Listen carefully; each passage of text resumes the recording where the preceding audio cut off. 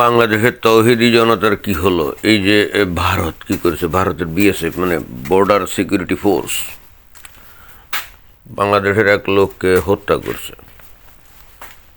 এবং হত্যা করে তারপরে যে বাংলাদেশের যে ওই যে বর্ডার গার্ড যে মানে বাংলাদেশের যে বর্ডার গার্ড আছে তার কাছে ফেরত দিয়েছে। তৌহিদি জনতা এখনো চুপ। এই যে ভারত এই যে গুলি দিয়ে মারলো, তো তৌহিদি জনতা এখনো চুপ করে আছে কেন? এই যে বাংলাদেশের মানুষদেরকে এই যে ভারতের যে বর্ডার গার্ড মানে বর্ডার সিকিউরিটি ফোর্স প্রায় এরকম হত্যা করে, তাই না? এটা নিয়ে তো কত লোক কত রাজনীতি করে, কত লোক কত বক্তৃতা করে, বাট একবারও কি তারা ভেবে দেখে এই যে ভারতের বিএসএফ কি ওখানে বসে আছে গুলি দিয়ে মারার জন্য নাকি? না, তা তো না।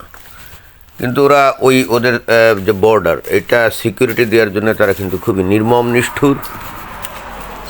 কেউ যদি অবৈধভাবে ভারতে ঢোকে তাহলে তারা তাদেরকে কি করে গুলি দিয়ে মারে। কারণ হচ্ছে ভারত এমনিতে একটা জনবহুল দেশ, তাদের নতুন করে লোকজন দরকার নেই। তো বাংলাদেশের লোক যখন অবৈধভাবে ভিতরে ঢুকবে তখন কি করবে? তাদেরকে তো আর আদর করবে না, গুলি দিয়ে মারবে। এখন অনেকে বলবে কেন পশ্চিম ইউরোপীয় দেশগুলা সেখানে কত ওই নৌকায় করে তাদের দেশে ঢোকে, কই গুলি দিয়ে তো মারে না, তারা কত মানবিক। ভাই তাদের হয়তো লোকজন দরকার আছে। পশ্চিম ইউরোপীয় দেশের লোকজন তো জন্মহার কম, তাই না? শ্রমিক দরকার আছে। কেউ যদি নদী সাগর মরুভূমি পাড়ি দিয়ে তারপর ওরকমভাবে তাদের মধ্যে ঢোকে, তাদের দেশে ঢোকে, এবং তারা কে বা কী ঢুকলো এটা তারা কেয়ার করে না। এবং যদি তাদের লোকজনের দরকার হয় তারা তাদের বৈধতা দিতে পারে শোকে, সেটা তাদের ব্যাপার।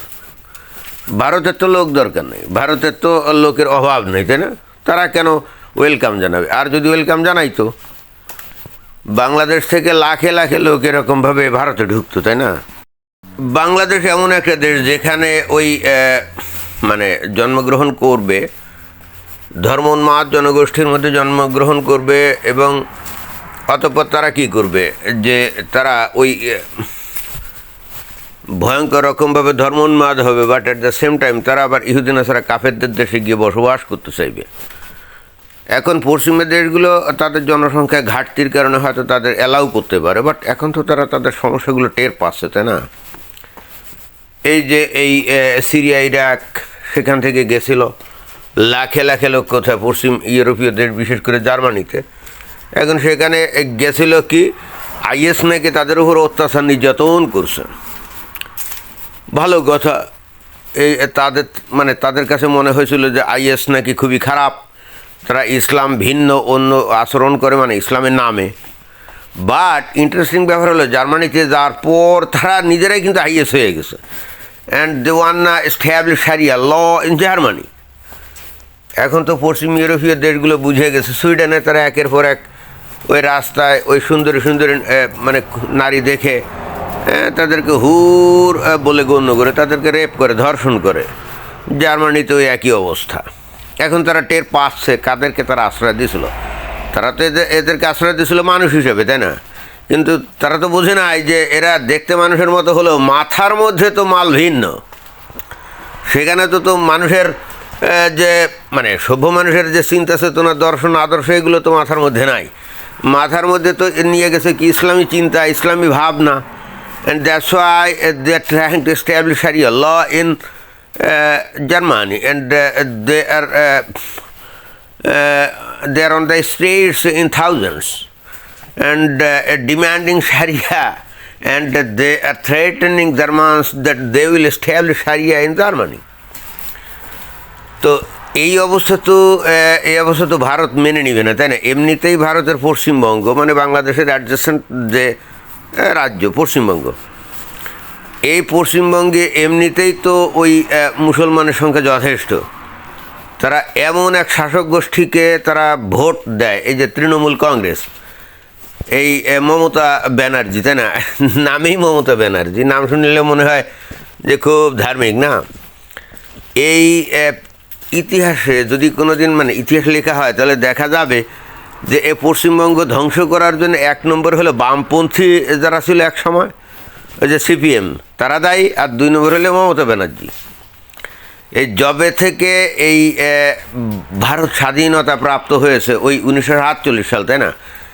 এরপরে অল্প কিছুদিন মাত্র কেন্দ্রীয় সরকার যারা ছিল অর্থাৎ কংগ্রেস, অল্প কিছুদিনের যে সিদ্ধার্থ শঙ্কর রায়, বিধান রায়, তাই না, তারা অল্প কিছুদিন এই ক্ষমতায় ছিল এই যে ইয়েতে, অর্থাৎ এই কংগ্রেস শাসন ছিল অল্প কিছুদিন এই পশ্চিমবঙ্গে। এরপর এই বাঙালি এমন সিজ আর কোনোদিনও কেন্দ্রীয় সরকার যারা ছিল সর্বদাই তার এগেনস্টে। 32 না 33 বছর ছিল বামপন্থী, তারপরে এই 14-15 বছর ধরে আছে কারা? এই মমতা ব্যানার্জি, তাই না? ফলাফল এই পশ্চিমবঙ্গ ভয়ঙ্কর রকমভাবে অনুন্নত, আর এমনভাবে সংখ্যালঘু তোষণ করে মনে হয় মাঝে মাঝে যে মমতা ব্যানার্জি নিজে হয়তো মুসলমান, এই জন্য অনেকে বলে যে কি মমতাজ বেগম, তাই না?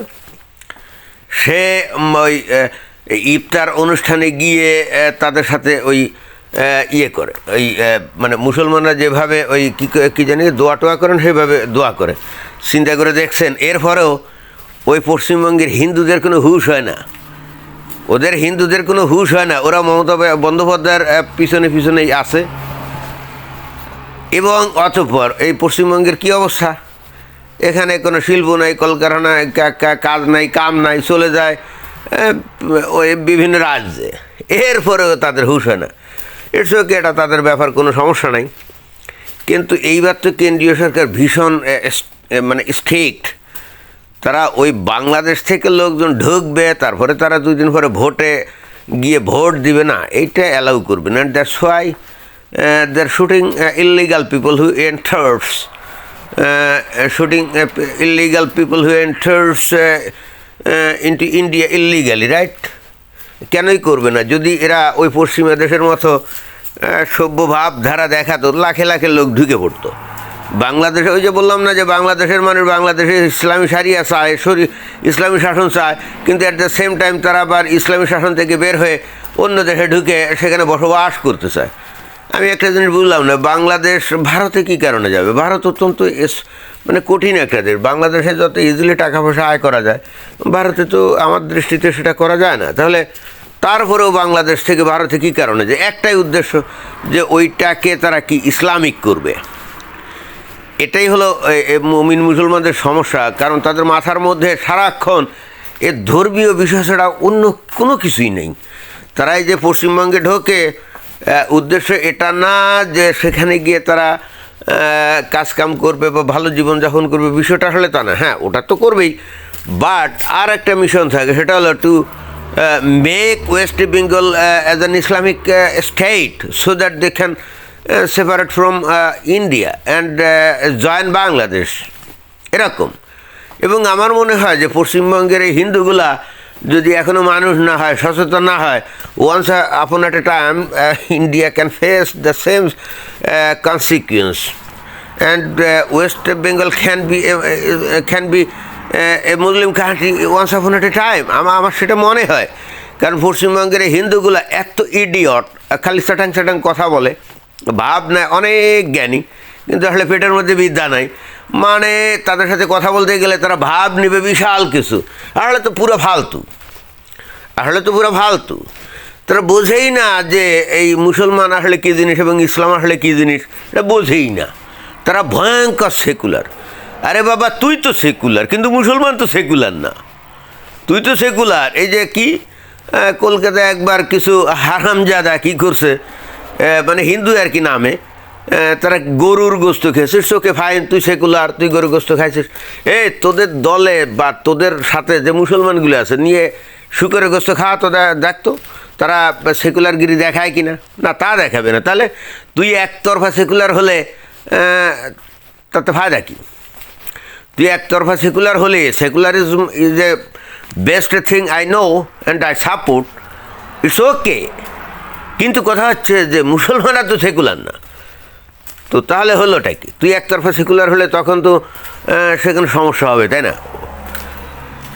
তো এই হলো অবস্থা। তো এখন কেন্দ্র খুবই স্ট্রং বা strict, they are not allowing any illegal Muslim to enter into India. and that's why they're shooting at the spot when they are trying to enter India illegally. এবং তারপরে বাংলাদেশের কাছে এই যে এই লাশ ফেরত দিচ্ছে, তাই না? তো বাংলাদেশ এখন কি প্রতিবাদ করে না কেন? যদি প্রতিবাদ করে তাহলে তো তারা বিপদে পড়ে যাবে, কারণ গুলি খেয়েছে কোথায়? ভারতের ভিতরে, তাই না?